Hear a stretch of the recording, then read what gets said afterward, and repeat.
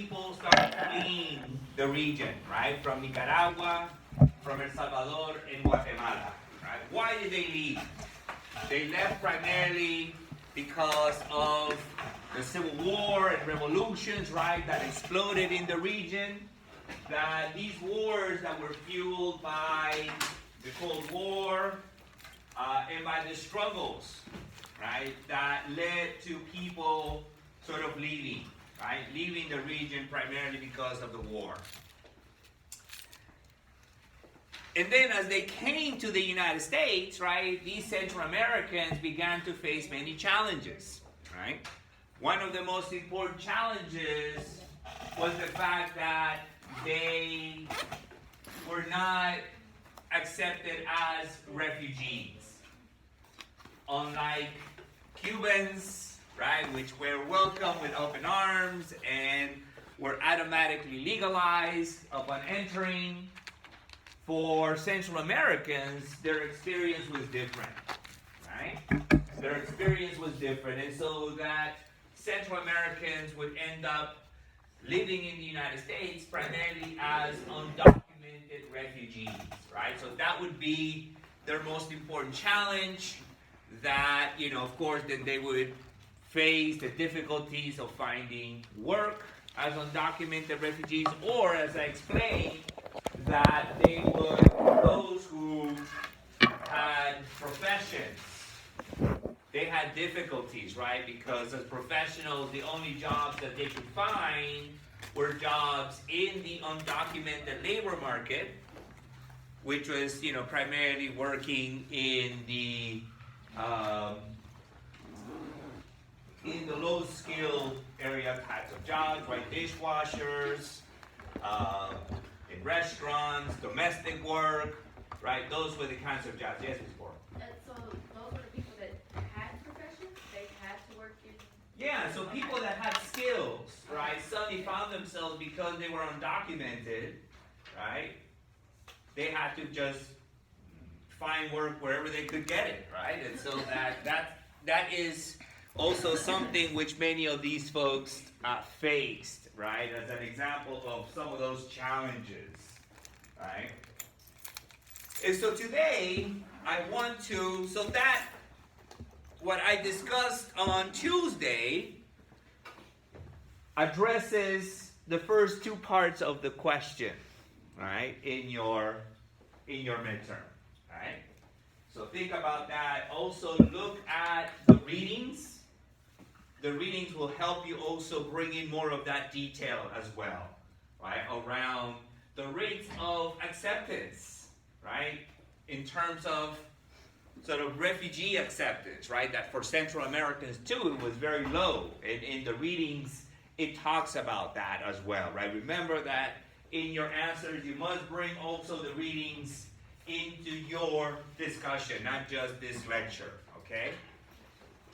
And so today, I want to address the other two parts of the question. So if one of their challenges was the fact that they were not accepted as refugees, and remember, right, that for Nicaraguans, there was a particular reason why, and for Salvadorans and Guatemalans, there was a particular reason why they were not accepted as refugees. And so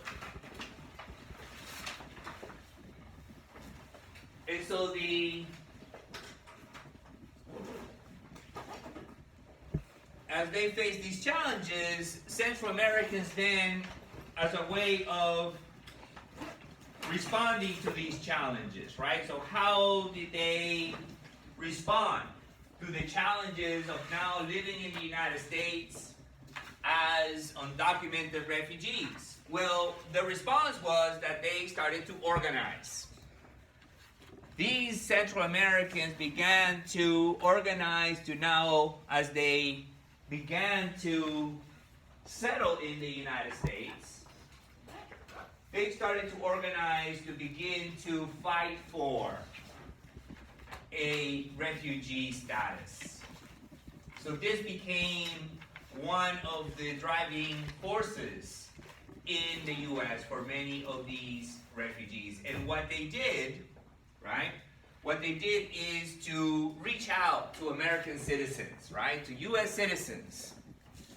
And one of the places where they would begin to reach out to were to religious groups, religious organizations, churches.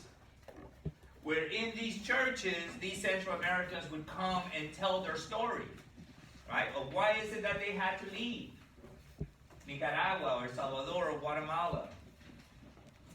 And in telling these stories to the congregations, right? These congregations would come to provide support, particularly because these religious congregations would then make the decision to support the struggle of these Central Americans for a refugee status. And so that they would create a movement. These congregations, these religious groups would create a movement that would become known as the sanctuary movement.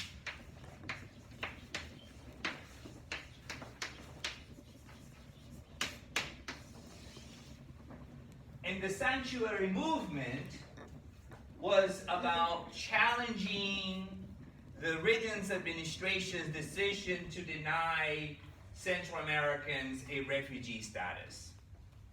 And what the sanctuary movement did was to say that if the United States government was not willing to grant these Central American refugees sanctuary, we will. We will give sanctuary to any Central American refugee that feels persecuted. Right? So that our churches, our congregations, will give them refuge. And so that this is the birth of what become known as the sanctuary movement, right? Which today, right, there is a revival of this sanctuary movement as well, right? So, there are stories in which undocumented families, for example, go and find refuge in churches, right? Because the government cannot enter a church.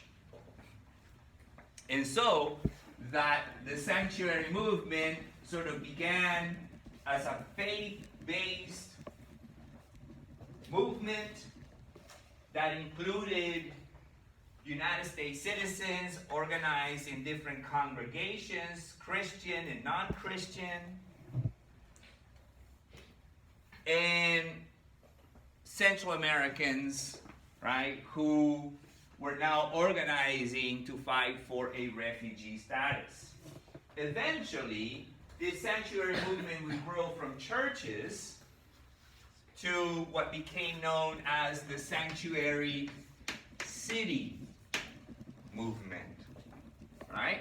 I mean, so when we think about many of the things that are going on today, right, I'm sure you heard of the sanctuary city, that even California had become a sanctuary state, right? So this is kind of like a new chapter in how this all started, right? The sanctuary movement, the sanctuary city movement began to provide support, right, to respond to the challenges of Central American refugees in the 1980s.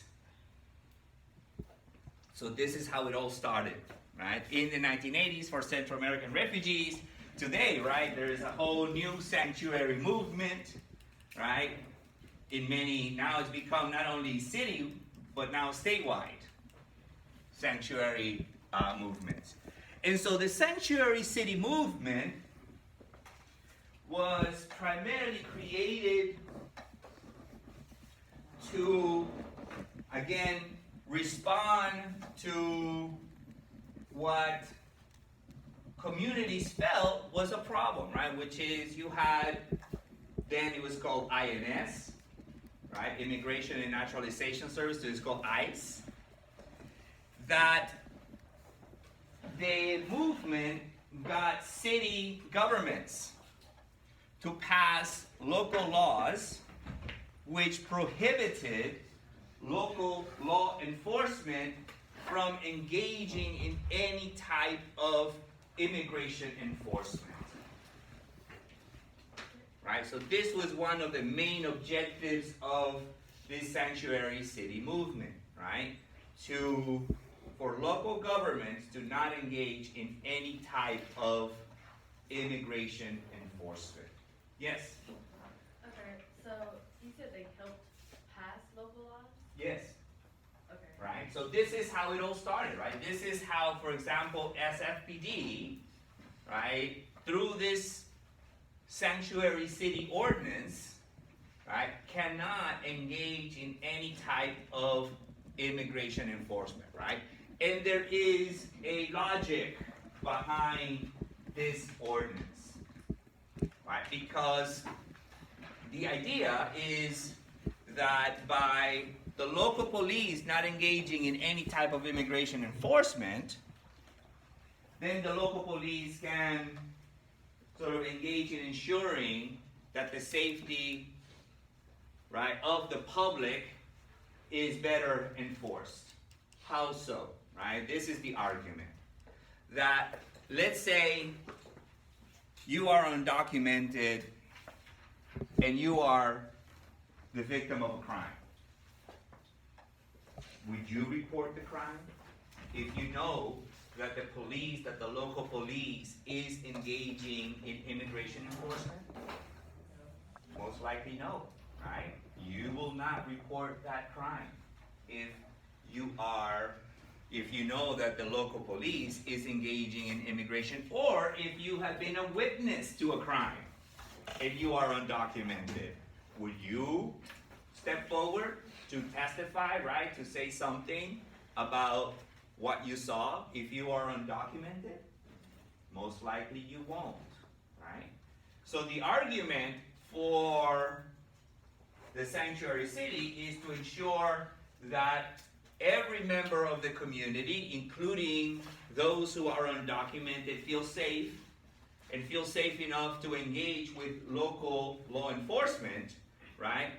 Because they know that local law enforcement will never ask them about their immigration status, right? So this is sort of the logic behind the sanctuary city, right? To make those who were in the 1980s, right? You had all of these Central American refugees who were undocumented, that then they would feel safe within the context of the communities that they lived in, right? Because the police, if they get stopped for a traffic violation or for whatever other reason, right, in which they had to engage with local law enforcement, right, that they would not feel afraid to speak to the police. And so that this sanctuary city movement expanded, right? So you had major cities in the United States becoming sanctuary cities during the 1980s, right? Small, medium, and large cities. So this is how the Central American refugee community began to organize, right? To create safe spaces for them to feel at least that within those local communities, they were safe from persecution. But then also through the sanctuary city movement, they began to sue the United States government as well. Particularly because, if you remember, I mentioned how the rate of acceptance was very low for Central Americans, right? When they applied for a refugee status, the rates of acceptance were very low.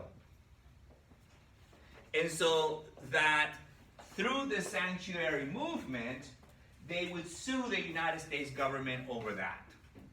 Particularly claiming, right, the claim was in the lawsuit was that the United States government was politicizing the issue of Central American refugees. And as a result, right, because of the fact that they did not want to accept their involvement in producing this refugee crisis, that they would just outright deny what they felt were legitimate claims, right? And so that in this lawsuit, a lawsuit that there were several of them, but perhaps the most important one, it was called ABC versus Thurnberg.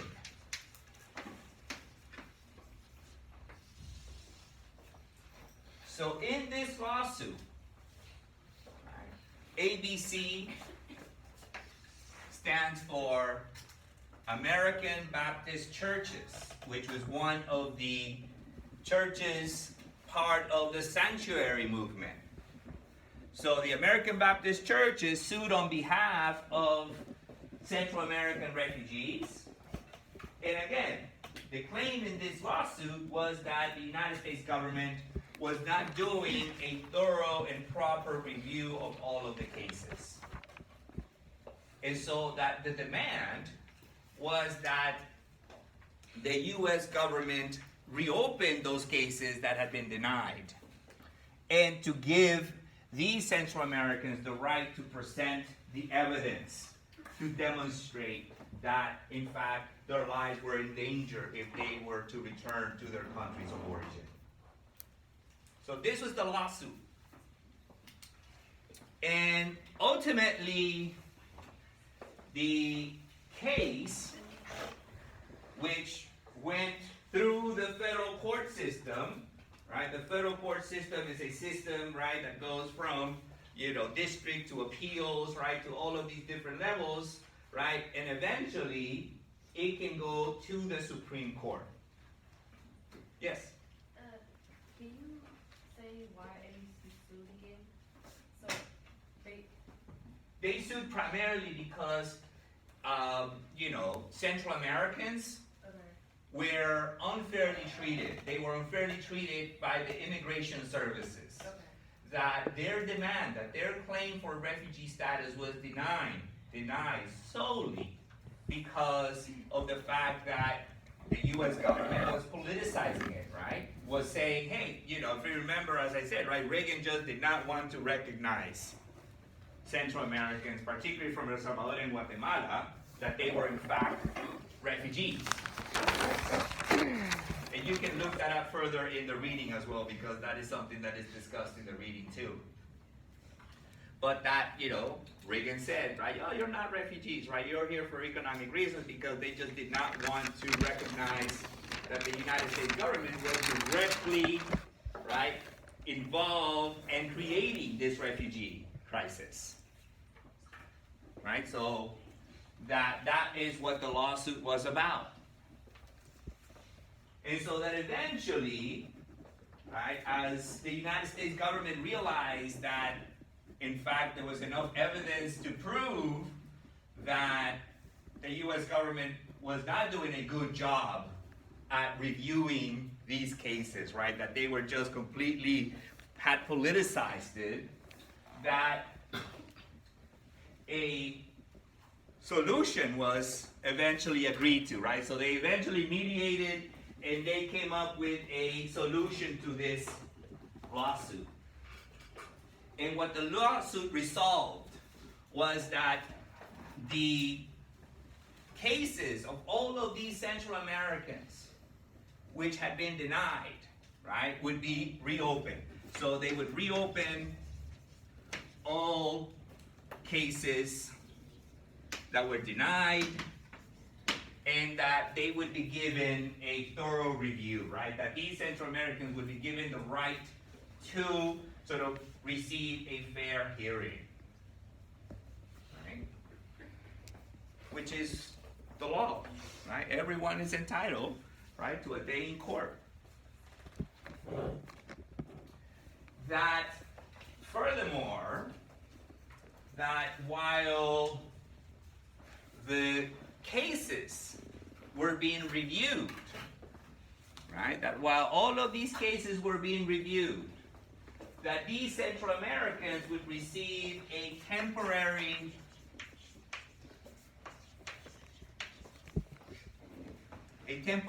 immigration status.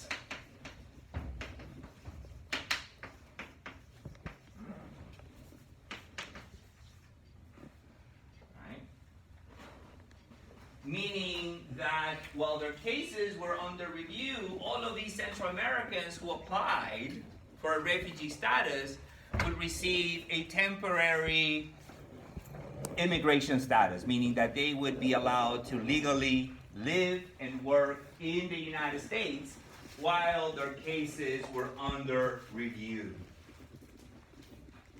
So for many of these Central Americans, this was a big deal because it gave them a way to come out of the shadows of living as an undocumented refugee.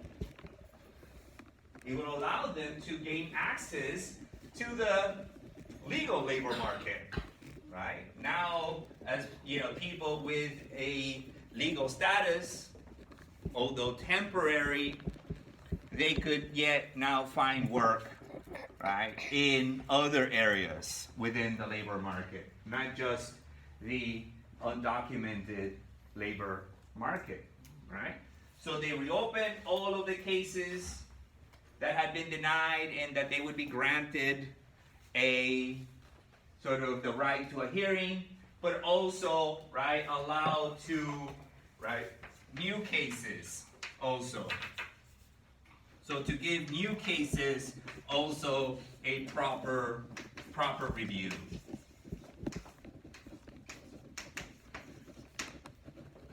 Right, so new cases, old cases, now they were all going to get a proper review, and while all of that was happening, they would receive a temporary legal status, right, while everything was under review. Because if we look at the numbers, right, these were several 100,000 Central Americans who were applying for refugee status. So this wasn't something that was going to be solved in a matter of months or even a year, right? These processes oftentimes take years to be resolved. So 100,000? Yeah. 100,000? Yeah. In the 80s? In the 80s, yeah. I mean, by the end of the 1980s, there were roughly around 600,000 Central American refugees living in the United States. So this is a significant number. But as this was being decided, the wars in Central America were coming to an end. Right? So in 1990, the war comes to an end in Nicaragua. In 1992, in El Salvador.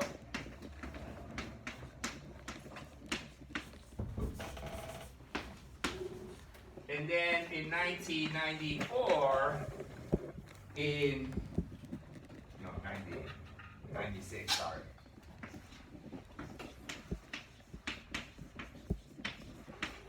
In Guatemala, right? So the wars are coming to an end in Central America, primarily because, as I mentioned before, right, the Cold War came to an end as well. By 1992, right, the Soviet Union had disappeared, and the Cold War was effectively over. So the communist threat, which had fueled the wars in Central America all throughout the 1980s, was now gone.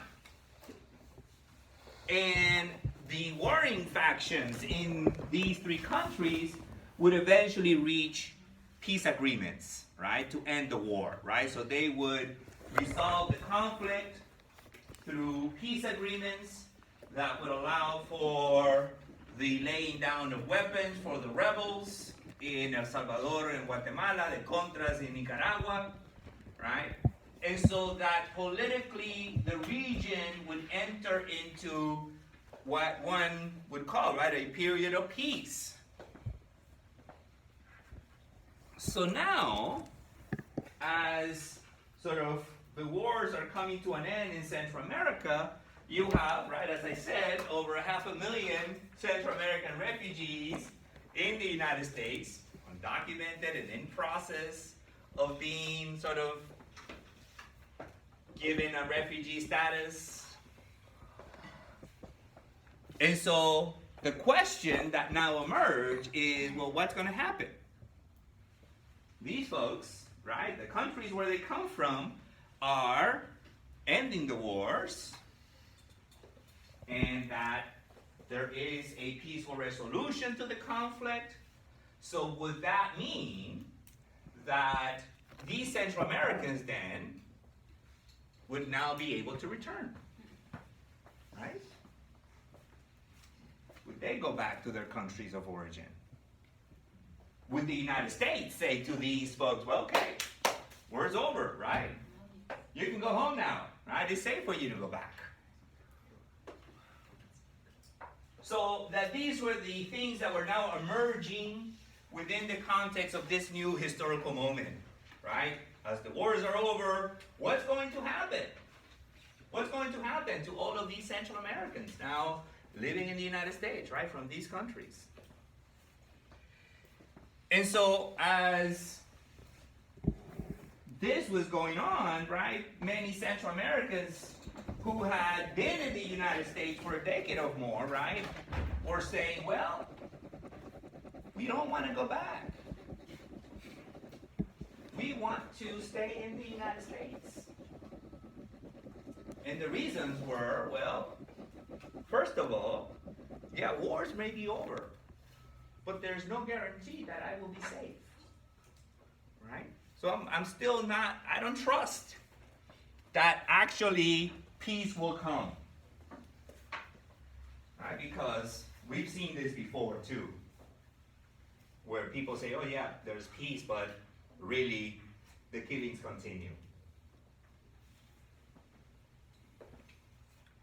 And so they weren't sure whether this was going to be a lasting peace, but that also the other argument that these Central Americans began to make is like, well, you know, we've uprooted ourselves, right? We had to flee, we left, and if we're sent back, what are we going back to? Right? We have uprooted ourselves. It's not like we can just go back and restart as if nothing had happened, right? It's not that we're going to find the jobs that we left there waiting for us, or the life that we left already there waiting for us to just get back on it and continue as if nothing had happened. And then they said, but and now, right, we have settled roots here. Some of us have been married, have children that are now born in the United States, who are United States citizens. And so that these arguments prompted now a demand no longer for a refugee status, but now Central Americans begin to organize to demand a permanent solution, that they be granted a permanent legal status in the United States. And they also now found new allies in that demand, because the countries in Central America were also telling the United States government, please don't send them back. Right? Because they're like, we just went through a war. So our societies are devastated, right? The country's economically devastated by war. So sending back 500,000 people to the region could actually, right, be a hindrance, right? It could actually hurt the process of finding a peaceful end to the conflict, right? And to normalize peace. If suddenly now we have to contend with all of these folks returning.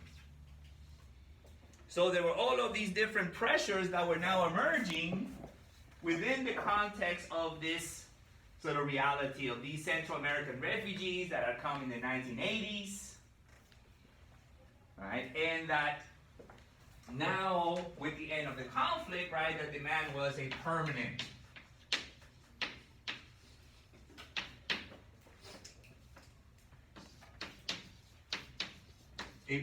status, right? So in other words, now they demanded a permanent solution, that they be given a permanent legal residency in the United States, yes. So who was for the permanent status after the war? Well, the governments, right, of Central America and sort of people within the sanctuary movement, right, they all now started to come together, right? So that now there was this agreement, right, this consensus, right? There was a growing sort of sense that sending all of these Central Americans back to their countries of origin was a bad idea, right, for the reasons that I stated. And so that now the new demand was no longer, oh, grant us a refugee status. Now it's like, we've been here for a decade or more, right? We have